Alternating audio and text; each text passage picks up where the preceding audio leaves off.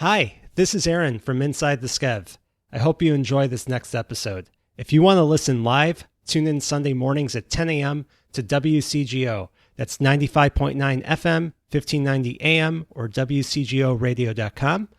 Facebook Live at WCGO's page and Inside the Skev. To learn more about this great town and what I do, go to skevinston.com, and you could always contact me at aaron@skevinston.com. Now sit back and listen to this one message from one of our supporters, and we'll start the show.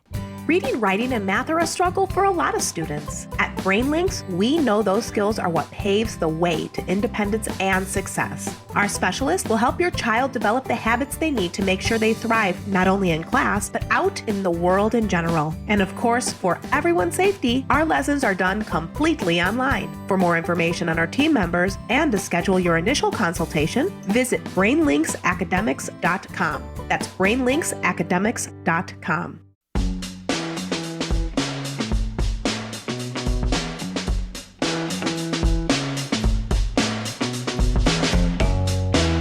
Welcome to Inside the Skev, and I'm your host, Aaron Masliansky. Today, we have a delicious episode of Inside the Skev for you all. We've got Alan Moy from Viet Nom Nom, which is a great restaurant in downtown Evanston and some other locations as well, and we're going to talk about that. But it is a Vietnamese-inspired fast casual restaurant located at 618 and a half Church Street in Evanston. They serve a craft, health-inspired menu and strive to put a modern, unique fingerprint on traditional Vietnamese dishes that appeal to all walks of life while offering customers better for you food. Alan, thank you so much for joining me today. Aaron, good morning and happy Sunday.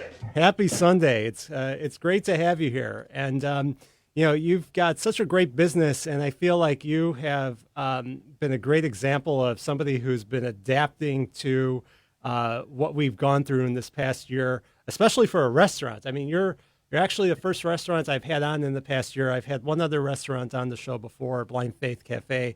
But I love what you're doing, and I think it's so interesting and important for people to learn about the story of your restaurant, how you got into this, and how you've really adapted and succeeded. So tell us, why did you start this restaurant and when? Oh gosh, this food business is every bit my DNA, in my blood, in the best kind of way. My parents, they were teachers by trade, and they were teachers at bookends of their career, but they were crazy enough to have me build their home out in Downers Grove and open their own restaurant all in the same year. So they followed in my grandparents' footsteps, and so I think they just kind of passed this torch to me in the best kind of way.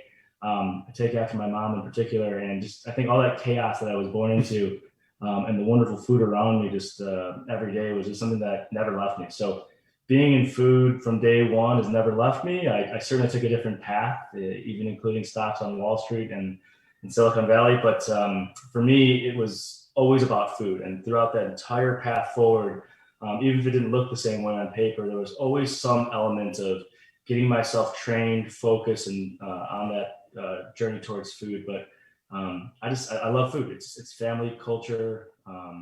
It's everything I really believe in. So, and there's even like on your LinkedIn page, you have that video from Jewel where they're featuring different people around Chicago. And at that time, you were in banking, but you were talking about the food and the connection to your family and your heritage, and gathering all the foods and making it for your family.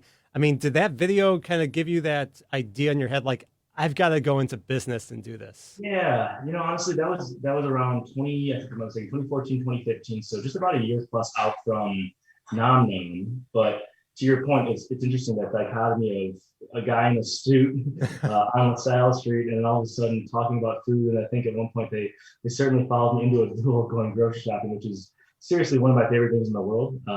If we talk to our family or girlfriend, and there's nonstop chatter about just how often I get to grocery stores in a week.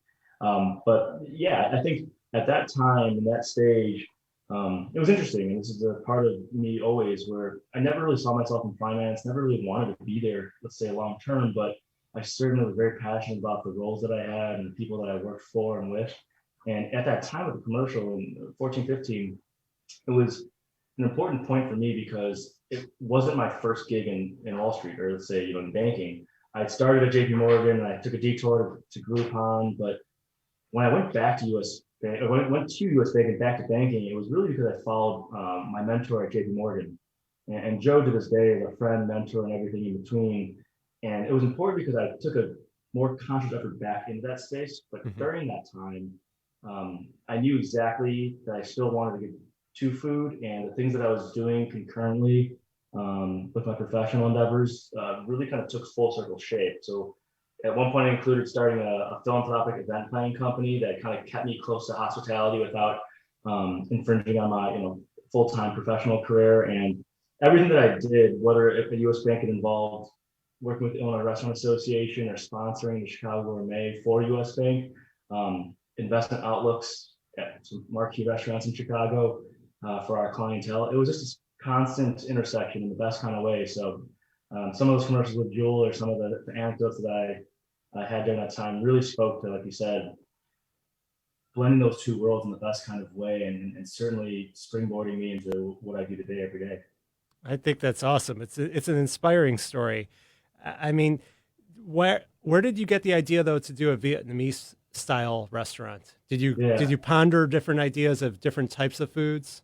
Certainly, on a personal level, I have Chinese roots, and there's always this kind of itch to want to really explore how to retell stories around the food that I ate growing up, from mom to grandma to anybody making food for me or going to Chinatown. But I think, my business mind kind of collided with my food mind, and at the time I had a business partner too as well. And as we look to solve marketplace problems, you're always trying to figure out a solution for the market and the customer base, right? Mm-hmm. These days, everything's about local craft food. How do you make fast food healthier? It's certainly something that a lot of folks continue to address, but in our way, it was a unique way more than ever. I think in Chicago in particular, and even across the country, as we've done a lot of R&D coast to coast. So, offering folks a very familiar setting and a familiar delivery of food, but a unique flavor profile. So Vietnamese food certainly is done in this country, and it's wonderful from coast to coast, but it's not nearly as penetrated as Chinese food or sushi or Korean. So that gave us a little bit of a unique angle. And I always like to tell folks, at the end of the day, our approachability is probably not much different truly at the core than, let's say, a corner bakery or a Panera, because at the end of the day, I sell soups, salads, and sandwiches. They just happen to be called, banh mi and pho and different types of names like that. So we knew that we had something special in Vietnamese cuisine already. We also have a very heavy focus on the modern dietary needs of today. So gluten-free and dairy-free. Vietnamese is naturally that on its own in many ways. So a lot of rice noodles and a lot of gluten-free offerings. So that's sort of where we wanted to focus on. And eventually we had this tagline that we pinpointed of making healthier, tastier, right? So the true tagline is healthy just got tastier. Is sort of what we want to do. We want to make sure people can still have healthy food and tasty food that's healthy. So that's sort of the daily goal. I think that's really important. I think that there's, over the years, there's been pushes for low fat or this, reduced calories, gluten-free. Mm-hmm. And, we really need to focus on healthy. And you look at what we've dealt with, a health crisis over the past year. And in many ways, people who are much more susceptible are people who have comorbidities, maybe overweight or diabetes or things like that. And if you could, provide options to the public of healthy, tasty food, it can really improve the society in general, don't you think?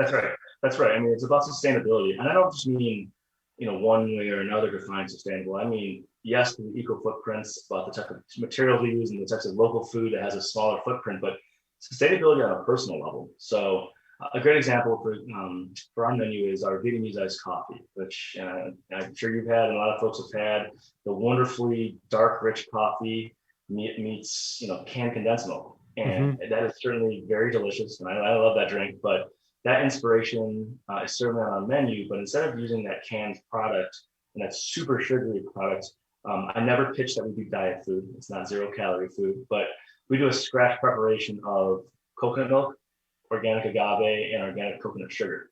So it's fully naturally sweetened. There's organic products. Yes, we're sweetening coffee, and we use fantastic coffee from Dark Matter Coffee up north, and then downtown we use Passion House. But in that recipe, I like to think of, I like black coffee every day, but if I'm ever going to sweeten it, if I'm going to be in my restaurants every day, I want to feel good, enjoying our products, and I want to feel good serving folks like yourself.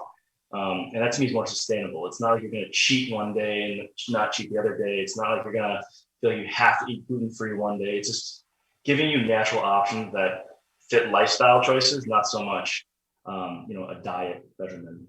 Right.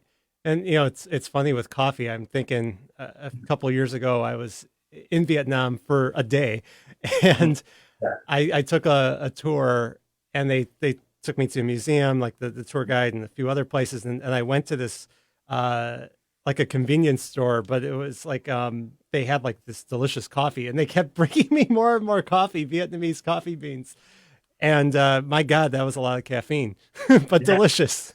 Yeah, it's super dark roasted.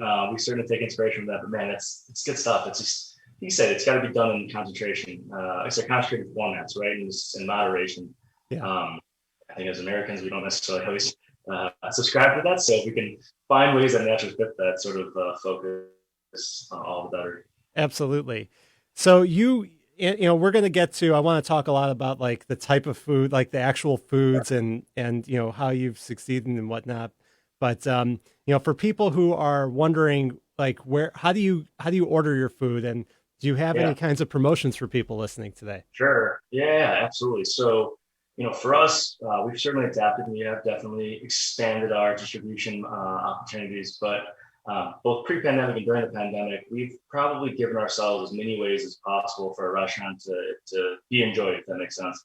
So at any given point, you mentioned our storefront over on Church Street, very traditional brick and mortar, carry out heavy, but certainly have a patio. You can order dine in, but we've done things over the years to be very creative to get our food out to the public. So Northwestern being a great partner, whether it be football Saturdays at Ryan Field, we have a kiosk there. On campus, we do a wonderful grab and go business. So super fresh salads, summer rolls, pastas that you can get in the reach-in refrigerators at multiple locations on campus. We have a kiosk location, so even if you're on the go but looking to enjoy a freshly prepared meal, that's an opportunity. But I think to your question too as well, in terms of nowadays focus, online ordering is certainly ramped up. On our website is all the links there, but we have everything from DoorDash, Caviar, Uber Eats, Ritual, Grubhub, all the kind of go-to players to ensure that in any shape or form, whether you tend to want to use one app or another, that's certainly available. And so we're going to talk about that more after the break. But the website, by the way, is eatvietnamnom.com. We'll be right back. We'll talk more about it and let you keep talking about it. Got it.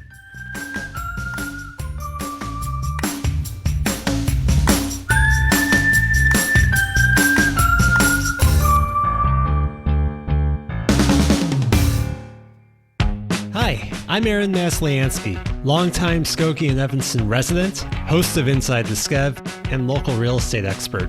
As a community connector and realtor with Dreamtown Realty in downtown Evanston, I know firsthand what makes the Skev such an amazing place to live.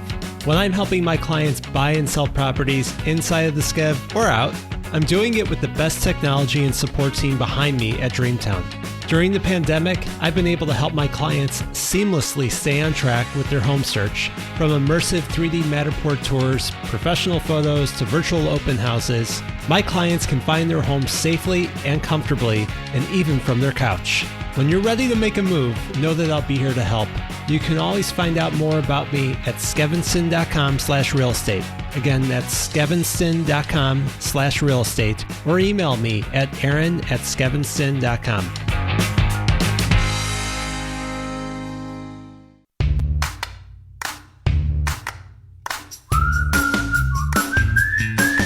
Welcome back, everyone. It's Inside the Skev, here with Alan Moy from Viet Nom Nom, which is super yummy. Alan, we were just talking before the break about how you can get the food. You can order it from basically any app. You can go to the store, to the restaurant. You could, you're all over the place. You also have a promotion that I'd like to share, if that's okay. Absolutely. So right now, you have a promo that for all listeners, a buy one, get one deal on all combo meals through the end of March. So all you got to do is place the order over the phone in person, or use the order pickup link at moyvietnomnom.com. I'll have this in the show notes as well. And just use the promo code radio. So delivery is available. It's in the Evanston location only. But what a great deal. So, if you've never had Viet Nom Nom and you haven't had Vietnamese food, you should definitely check this out. But for people who have not had your food or have never had Vietnamese food, what is it? What types of food do you serve? Yeah. I think of Vietnamese food is like the best intersection of I think everything that we love about food. Yes, there's some elements of maybe Asian food that you've had before. So you're going to get flavors of soy. You're going to have some of those wonderful notes that you've had familiarly in the past, maybe with Chinese food or Korean food. But really, it's unique on like others in the Asian categories, because there's a heavy predication on fresh flavors of like herbs and fresh cut veggies. So for us, again, I talk about sustainability all the time. I think it's a way that when you talk to any of my employees or myself, like we're eating our food regularly throughout the day, because it's something that I think speaks to freshness and health in the best kind of way. But at the same time, you're also eating in really familiar forms. So our banh mi sandwich, it's made with locally made fresh bread from Hewn Bakery, which is fantastic because I love working with Jillian Ellen. And, so you have this ability to enjoy a sandwich, but certainly there's elements of pickles and there's elements of cilantro and all of our house-made sauces that give you this ability to have this super unique experience. Yet if you're still just craving a sandwich, because that's kind of your daily routine, you're not getting too far out of your comfort zone, but at the same time being in a very unique meal. So Vietnamese food, it's naturally predicated on super fresh flavors, fresh herbs, and then you always get this really good punch of awesome flavors that can also be dietary friendly, like I said, briefly earlier about gluten-free, dairy-free type, needs. What's your favorite? Hands down, I love my menu, but no matter what, if I have a go-to, it's always going to be my rice bowl. So the rice bowl is the most versatile. We always call it the Nom Nom kitchen sink. So it's this medley of a little bit of everything from our menu. So it's a big fresh bowl. You can get it with all rice, or if you certainly want to mix it up like I do, you can do half rice and half spring mix salad. And then it comes with a bunch of our veggie slaws. So we do a cabbage slaw, a pickled carrot daikon mix, and we also have our papaya salad. Pick your proteins. I typically go with either grilled chicken or grilled pork. And then we throw on top of there cilantro and scallions and crispy shallots. And then the best part, you can combo any of our house-made sauces. So it's something that I think appeals to everyone. It's every bit of flavors and crunchy and hot, slightly cold in different ways. It's just, like I said, it's the Nom Nom kitchen sink. So the rice bowl is always my go-to recommendation. Yeah, but you can't go wrong in anything that you pick, really. And it's good to continue to try things out. And you were saying, though, that you have locations where sometimes at Northwestern football games, you've got a location there, you've got on campus, and you've got a place in the city, right? In Chicago? That's right. That's right. So how does the city one work into it? So that's an advent of both long-term plans we've had for a few years now, as well as the pandemic pivot. So we always envisioned ourselves, like I kind of mentioned earlier, this coast-to-coast mentality. So this concept to me is something that I think can really appeal to all markets. Naturally, in the Chicagoland area, Evanston being our wonderful home has always been the foundation to what we believe can be the opportunity to be downtown. So there's this big hairy goal we've always had to go downtown. Rewind back to this time last year, we literally had some opportunities lined up where we thought we'd be opening in the Loop and we'd be downtown, and insert the pandemic, and all of a sudden it turns to this world of things on pause for a few months. Very scary, very unknown, and the silver linings have certainly been similar and also different opportunities that have been allowed us to be able to open downtown. So Dr. Murphy's Food Hall, which is in the old Cook County Hospital building, part of that renovation right in the Illinois Medical District, we were able to open a food hall essentially overnight in July. And then to complement that location in that food hall, we have a kitchen that we have, which we use as both a commissary as well as a delivery kitchen for some of those similar apps we mentioned earlier, in East Garfield Park at a building called The Hatchery. And The Hatchery is also a community of food and beverage companies. So it's a membership in a partnership that we've had for over 4 or 5 years now, but we're physically now in the production space. So we use that to produce a lot of the prep that's needed downtown as well as now in Evanston. So as part of the pandemic, craziness, we were also able to very fortunately open downtown, both in a brick and mortar at the food hall, as well as a commissary kitchen on the west side of the city. It's an interesting thing to talk about, and I honestly I wish I had more time to talk, and we will in the next segment, I think. But it's like a cloud kitchen and an incubator at the same time. The hatchery, which I think could potentially be a big shift that's happening within the restaurant industry. Because, my God, I hope this pandemic is ending, and it looks like things are positive of what's going on right now, but delivery and not necessarily needing to have a brick and mortar everywhere, but being able to deliver everywhere, I'd say is a very efficient use of space and money. Oh, absolutely. I mean, efficiencies and scale are the proverbial intangible dreams of opening a restaurant and running a restaurant. It's certainly hard to achieve. We're 5 years into this whole process, and we are at the cusp of really taking on scale and efficiency, I think, to a clip more than ever. Part of that world is both pre-pandemic, but I think amplified during the pandemic, revolving around these concepts, like you mentioned, the cloud kitchen concept, delivery. It's being able to use your existing spaces in creative ways more than maybe the traditional, not just because of the pandemic, but also just for daily needs. And so I think this should be a roadmap moving forward, not just for Viet Nom Nom, but I think the restaurant community at large. And you're seeing that already, for sure. Absolutely. Stick around, though, everyone. We're going to take another quick break, and we'll talk more about this.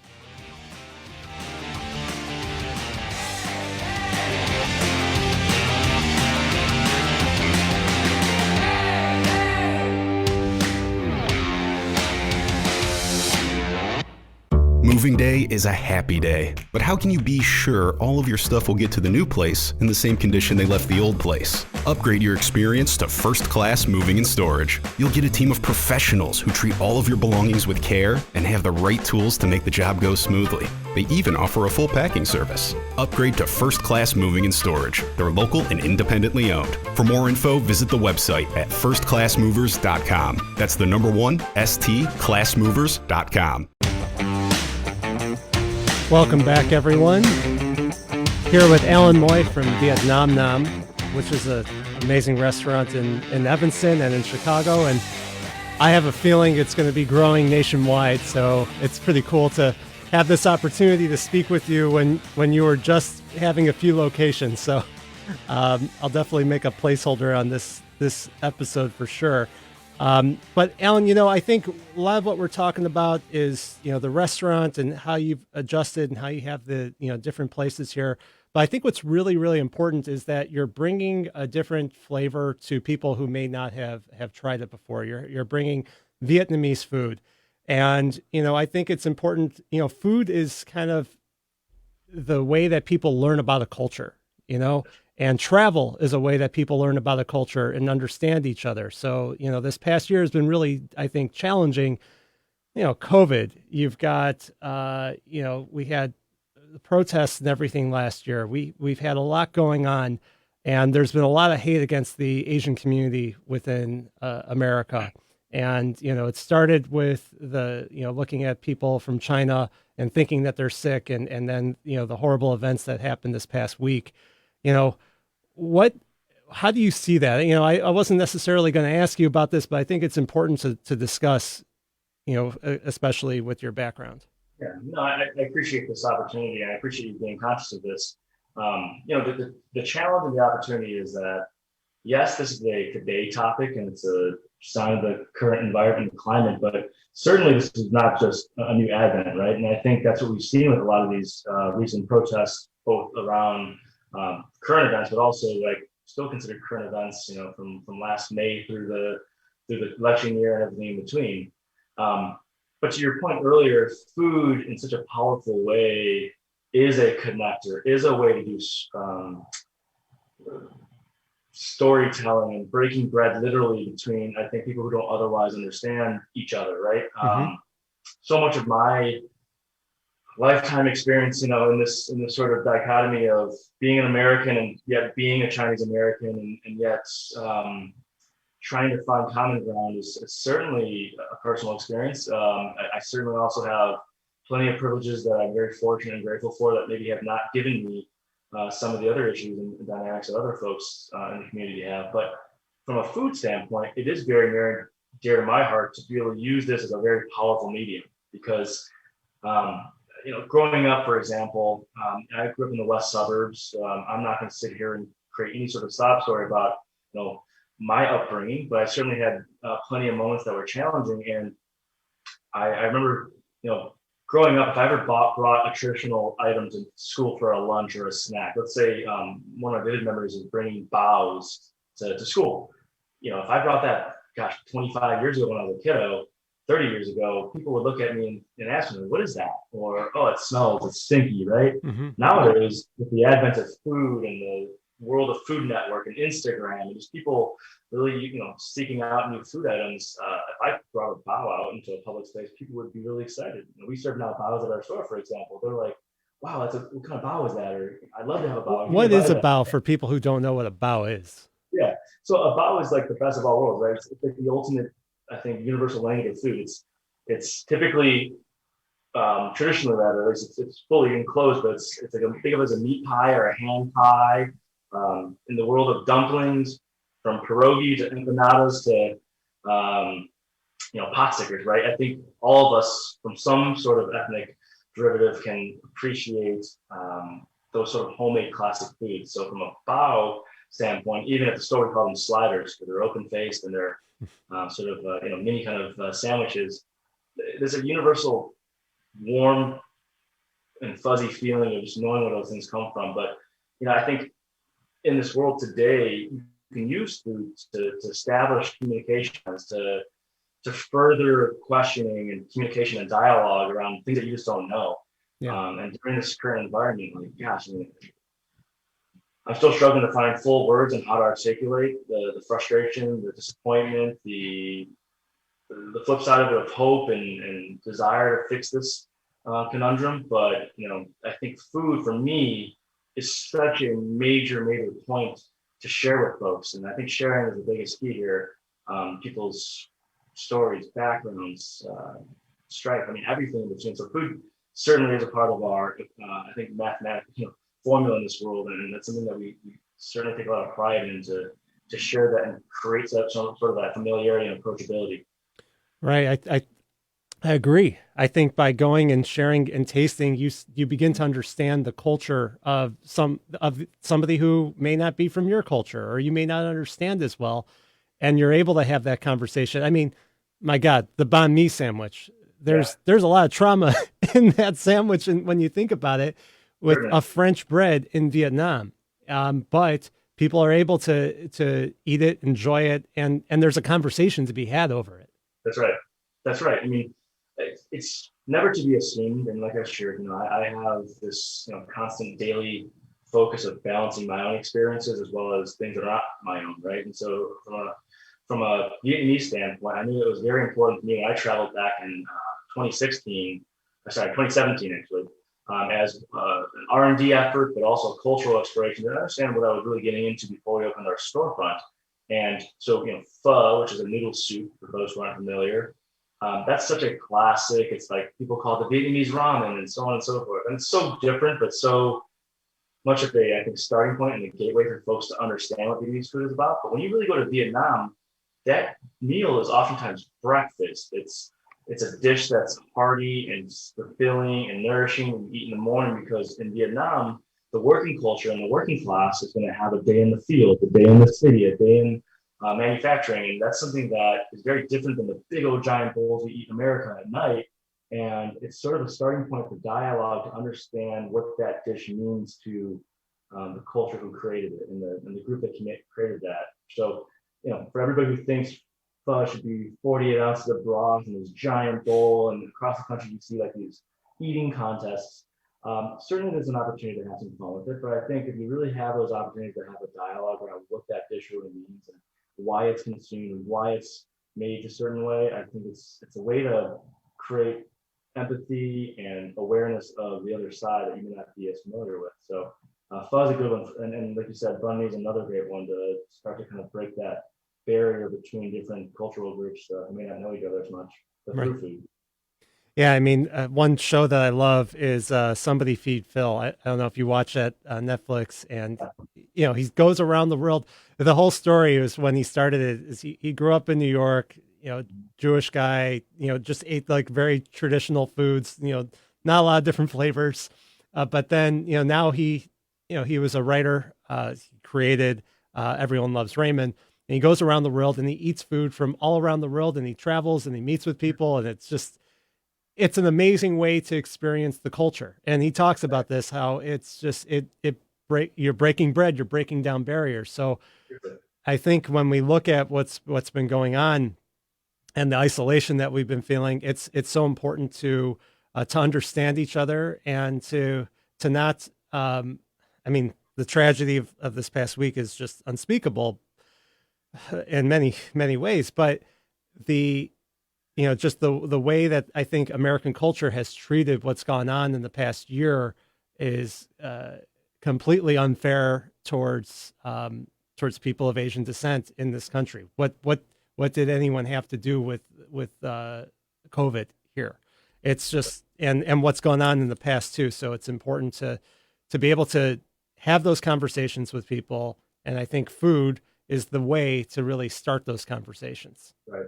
And I would never minimize such terrible acts of violence and things like that to only food, but gosh, if we can consider such a low barrier to entry to have that dialogue through food, which is so accessible and otherwise all around us, it's a starting point, right? And I think to me, that's such a major, for all the things that people have challenges understanding, well, what can I do? Or where can I seek out these solutions? I mean, just look around us.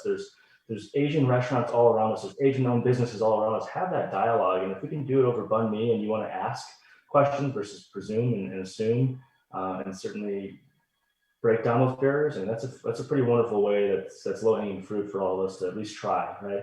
That to me is a good starting point. It is. And I think once you start something, you take the easy step, and then it becomes easier and more natural as you continue to go through it. We're talking about traveling, and I remember when I was on that trip to Vietnam, and I remember just being I'm 6 feet tall, white guy in the middle of a place that I don't know anybody. It's a completely foreign experience to me, and you become the other. And I think that being the other gives you the empathy for when you're not the other, and you could have that dialogue and you could stand up for each other. That's right. Well said. I couldn't agree more. Yeah. But I mean, I think that's why, like any restaurant, but your restaurant is fantastic. I definitely wanted to talk more about how you have adjusted during the pandemic. But I think that this is a very important topic to discuss, being so timely right now. But I want to talk a little bit about that after the break. We're going to have a break in a minute, but you've done some really cool events over on social media about food, and I just kind of want to get your take on what the future is going to be like, because we're in a time where things are really shifting right now. I think with vaccinations, which is an amazing thing. But I want to. Like I said before, I think I'm talking to you at the beginning of something that's really big, where you're going to be around the country and maybe around the world. So everyone stick around. We'll be right back in just a few moments.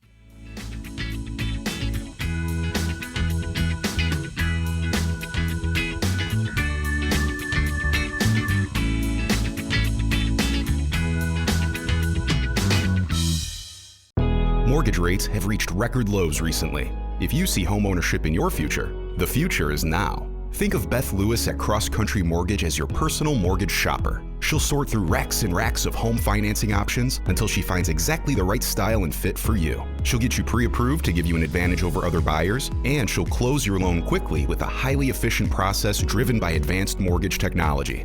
In 2020, Beth closed over $294 million in loans in 883 separate transactions. Beth will be here for you too, because helping people get mortgages is what she does best. Visit BethLewisTeam.com to get started. That's BethLewisTeam.com, or call 847-274-9745. That's 847-274-9745. Cross Country Mortgage LLC, NMLS 3029, www.nmlsconsumeraccess.org. Equal housing opportunity, Illinois residential mortgage licensee.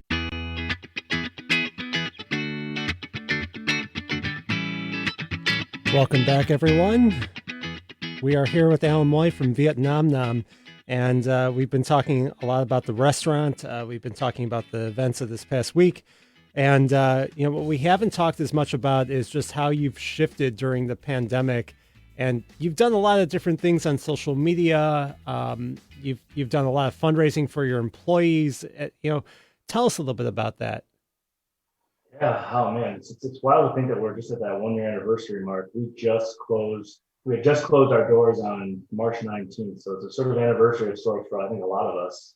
But gosh, I'm glad and happy to report that I think the gut-wrenching kind of heartache type pivots are much more behind us than the more triumphant or successful feeling pivots. But gosh, like you mentioned, one of our first major focuses off the bat in the pandemic was taking care of our team members, right? I mean, at the end of the day, this is about people.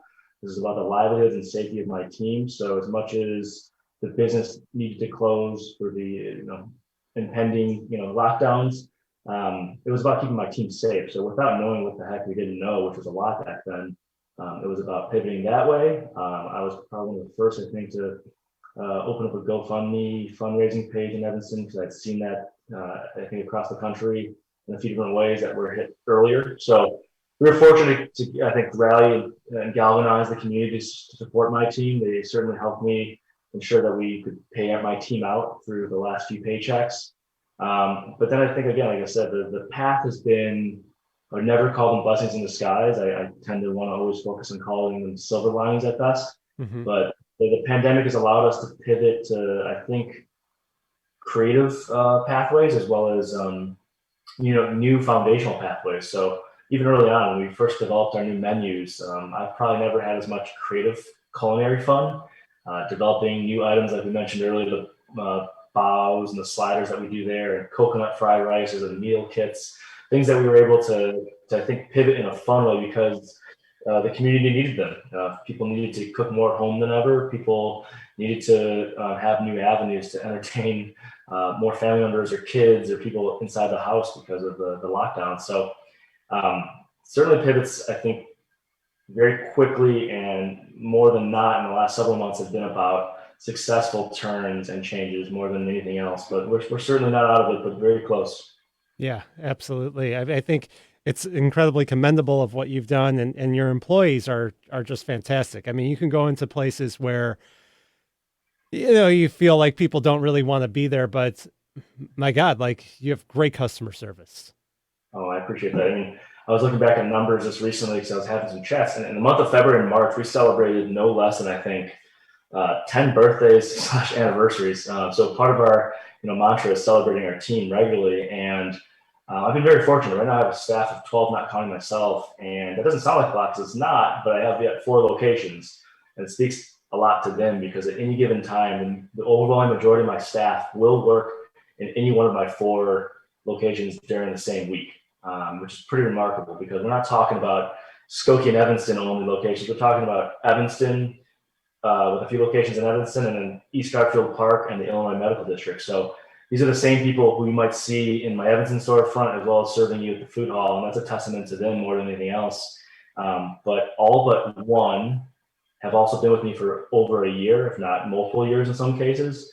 And even that one person who's not, he's just a new hire from the summer openings, and we celebrate anniversaries. We call it the Hoodie Club. So we pass out hoodies as kind of the both reward and I think way to memorialize your time with us. And we celebrate that at the 6-month mark. So even that staff member is part of the Hoodie Club, and he's about 8 months into his tenure with us. So that's part of, I think, the anomalies that we have in our business versus maybe the industry standards in a positive way. Our team is fantastic, and I would be nowhere without them. So that's why that first focal point was taking care of them and their safety, and monitoring that throughout this pandemic.